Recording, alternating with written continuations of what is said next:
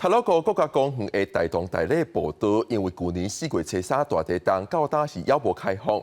不过，在时花莲消防局接到报案，讲有一个道路的施工人员使怪手摔落去大约80米悬的山坎。落尾消防局是联络空勤总队，伊派出直升机以吊挂的方式，甲人送病院治疗。 工人倒伫涂骹先接先用雨刷黄条咧，虽然相片有用马赛克处理，不过意外会当看到面有火。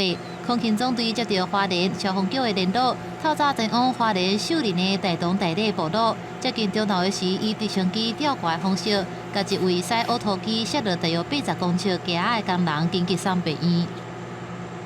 伤者高处坠落，且头部有大撕裂伤，右胸及骨盆疼痛，多处外伤，需立即救治。 并联系空勤总队，请航空器协助救援。地面搜救因为道路断去，需要驶路超过4点钟，所以消防局请求直升机来救援。对起飞到送到停救护车的所在是无到40分钟，落尾才由救护车甲伤者送去主治病院。那工人咧施工的大同大礼道路，是对去年4月初3大地震了后，一直封锁到今。 这个是在国家公园的步道吗？但是我们辖区，请教一下，他为什么要去那边做施工？灾区抢修。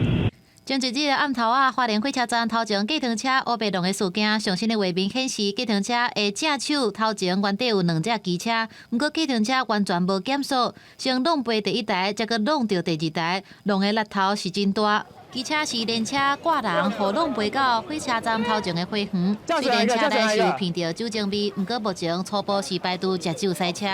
经检察官核发强制血液采验，抽血检测之后，酒精反应为0。这位计程车司机特别70岁，不过警方调查了后，伊是有合格职业驾照，目前已经完成手术，由原咧昏迷，也未脱险。另外4位伤者是无生命危险，肇事的原因搁咧调查当中。公司新闻采访报道。